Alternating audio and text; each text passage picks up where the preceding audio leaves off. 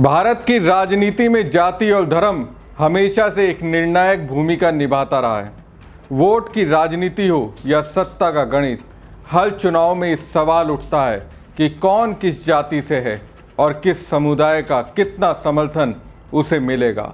यही कारण है कि नेताओं का राजनीतिक सफर अक्सर उनकी जातिगत पहचान और सामाजिक पृष्ठभूमि से गहराई से जुड़ा होता है। बिहार जैसे राज्य में तो ये समीकरण और भी अहम हो जाता है, जहां हर सीट पर जाति का संतुलन तय करता है कि किसका पलड़ा भारी है। अब देखिए, यूपी में मुख्यमंत्री योगी आदित्यनाथ इस काम में लगे हैं। किसी तरह जाति आधारित रैली ना हो, इसके लिए यूपी में उन्होंने बैन लगा दिया है। लेकिन बीजेपी आलाकमान इस बात पर अड़ गया है, जाति की राजनीति तो वो करेंगे। भले ही वो हिंदुओं के होने की बात कहते हों, लेकिन पर्दे के पीछे से जाति कार्ड को जरूर खेलते हैं। अब दोस्तों, मोदी शाह के जाति प्रेम का शिकार दो कद्दावर नेता हो गए। नमस्कार दोस्तों, मैं हूं परवीन सानी। दोस्तों, बीजेपी आलाकमान ने कभी सम्राट चौधरी को जमकर प्रमोट किया। प्रमोट इसलिए किया था क्योंकि सम्राट चौधरी कोयरी समाज से आते हैं। इस समाज के वोटर्स राजनीति के लिहाज से बिहार में पावरफुल हैं। इस वजह से सम्राट चौधरी को डिप्टी सीएम भी बनाया गया था। कईयों ने तो यहां तक दावा किया वो बिहार के नेक्स्ट सीएम हैं। लेकिन बीजेपी जिसके लिए कुख्यात है, अब सम्राट चौधरी के खिलाफ वही करने वाली है। दोस्तों, प्रशांत किशोर ने पटना में प्रेस कॉन्फ्रेंस में कहा था कि सम्राट चौधरी नाम बदलने के विशेषज्ञ हैं। उन्होंने राकेश कुमार नाम बदलकर बाद में सम्राट चौधरी किया था, मगर उनका पहला नाम राकेश नहीं बल्कि सम्राट कुमार मौर्य था। साल 1998 में कांग्रेस नेता सदानंद सिंह की बम से उड़ाकर हत्या कर दी गई थी। उसमें 6 लोगों की जान गई थी। सम्राट के परिवार से सदानंद की राजनीतिक दुश्मनी थी। इस केस में सम्राट चौधरी को जेल हुई थी। 6 महीने बाद खुद को नाबालिग बताकर वो जेल से बाहर आ गए थे। पीके आगे कहते हैं कि सम्राट चौधरी आरजेडी कार्यकाल में बिना विधानसभा या विधान परिषद का सदस्य बने ही मंत्री बन गए थे। तब उन पर कम उम्र होने का केस हुआ था, जिसके बाद उन्हें बर्खास्त कर दिया गया था। उस केस के आवेदन में सुप्रीम कोर्ट में लिखा गया है कि सम्राट ने मैट्रिक का एग्जाम सम्राट कुमार मौर्य के नाम से दिया। बिहार विद्यालय परीक्षा समिति की ओर से अदालत में बताया गया कि सम्राट कुमार मौर्य को मैट्रिक परीक्षा में 234 नंबर मिले थे और वो फेल हो गए थे। इस तरह से देखा जाए तो दोस्तों, तेजस्वी यादव और प्रशांत किशोर ने सम्राट चौधरी के सपने को तहस नहस कर दिया। बीजेपी के आला नेताओं का जो उन पर विश्वास था, उसको पूरी तरह से हिला दिया और इसकी वजह से मुख्यमंत्री योगी आदित्यनाथ के सबसे बड़े प्रतिद्वंदी केशव प्रसाद मौर्य को ऊपर उठने का मौका मिल गया। दोस्तों, केशव प्रसाद मौर्य भी सम्राट चौधरी की तरह कोयरी समाज से आते हैं। दोस्तों, कोयरी जाति बिहार की राजनीति में एक बड़ा और मजबूत वोट बैंक मानी जाती है। यही वजह है कि बीजेपी ने उन्हें लंबे समय से अपना ओबीसी चेहरा बनाया हुआ था, लेकिन अब उनकी जगह केशव प्रसाद मौर्य आ गए हैं। बिहार में यादव जाति लंबे समय से राजनीति पर हावी रही है। ऐसे में बीजेपी ने यादवों के विकल्प के तौर पर कोयरी जाति के नेता सम्राट चौधरी को आगे किया था। जुलाई 2024 में बीजेपी ने सम्राट चौधरी को प्रदेश अध्यक्ष के पद से हटा दिया था, क्योंकि पार्टी का मानना था कि लोकसभा चुनाव 2024 में वो कोयरी वोट पूरी तरह बीजेपी के खाते में नहीं दिला पाए।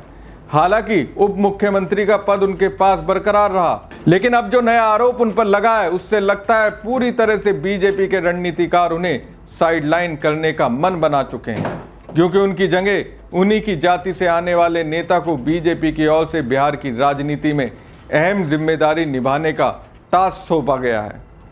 बीजेपी ने उत्तर प्रदेश के उप मुख्यमंत्री केशव प्रसाद मौर्य को बिहार विधानसभा चुनाव के लिए सह प्रभारी बनाया है। सहयोग देखिए, सम्राट चौधरी भी डिप्टी सीएम है, केशव प्रसाद मौर्य भी डिप्टी सीएम है। दोनों का सपना है मुख्यमंत्री बनना। माना जा रहा है कि भाजपा संगठन ने अपने इस फैसले के साथ केशव प्रसाद मौर्य पर बड़ा भरोसा जताया है। केशव प्रसाद मौर्य को बिहार का सह प्रभारी बनाया जाना पार्टी और संगठन में उनके बढ़ते कद की ओर इशारा कर रहा है। पिछले काफी समय से डिप्टी सीएम केशव प्रसाद मौर्य को लेकर कई अटकलें चल रही थी। माना जा रहा था कि डिप्टी सीएम के अलावा उन्हें अन्य जिम्मेदारी भी दी जा सकती है। इस बीच केशव प्रसाद मौर्य को भगवान बुद्ध के अस्थि कलश के साथ 56 लोगों का डेलीगेशन लेकर रूस भेज दिया गया। केशव प्रसाद मौर्य का डेलीगेशन लेकर रूस जाना भी चर्चाओं में रहा, क्योंकि अभी तक केंद्रीय मंत्री ही इस तरह से डेलीगेशन लीड करते आए थे। मगर इस बार डिप्टी सीएम केशव प्रसाद मौर्य को विदेश भेजा गया। केशव प्रसाद मौर्य कोयरी कुशवा बिरादरी से आते हैं। इस समाज की बिहार में बड़ी आबादी मानी जाती है। माना जा रहा है कि केशव प्रसाद मौर्य के तौर पर भाजपा ने बिहार में बड़ा ओबीसी दांव खेल दिया है। इसी वजह से उत्तर प्रदेश भाजपा के सबसे बड़े ओबीसी चेहरे को बिहार विधानसभा चुनाव में लगाया गया है और इसके साथ ही इनडायरेक्टली बीजेपी आला कमान ने सम्राट चौधरी को किनारे लगा दिया, क्योंकि अगर विश्वास होता तो उन्हीं के बिरादरी से आने वाले केशव प्रसाद मौर्य को बिहार का सह प्रभारी नहीं बनाया जाता। दोस्तों, यूपी में जब बीजेपी ने साल 2017 के यूपी विधानसभा चुनाव में प्रचंड बहुमत हासिल किया था, तब केशव प्रसाद मौर्य और यूपी बीजेपी के प्रदेश अध्यक्ष थे। संगठन ने उनके अनुभवों को देखते हुए बीजेपी ने बिहार में धर्मेंद्र प्रधान के साथ उन्हें बिहार में लगाया है। तो दोस्तों, खेल सम्राट चौधरी के साथ हो गया है और खेल सीएम योगी के साथ भी हो गया है। मैं इसलिए कह रहा हूं क्योंकि बिहार में अब तक मुख्यमंत्री योगी आदित्यनाथ चुनाव प्रचार के काम में नहीं लगाया गया है। अभी तक उनकी एक भी जनसभा नहीं हुई है, जबकि इससे पहले कई बार सीएम योगी अलग अलग जगहों पर ना जाने कितनी बार बीजेपी के उम्मीदवारों के लिए वोट मांगते दिखे। इस बार उन्हें मौका नहीं दिया जा रहा है। योगी के बदले में केशव प्रसाद मौर्य को वहां रणनीति बनाने की जिम्मेदारी दी गई है। अगर केशव प्रसाद मौर्य ने बिहार की राजनीति में खुद को साबित कर दिया तो यकीन मानिए सीएम योगी को अपनी कुर्सी की रक्षा के लिए फिक्रमंद होना चाहिए।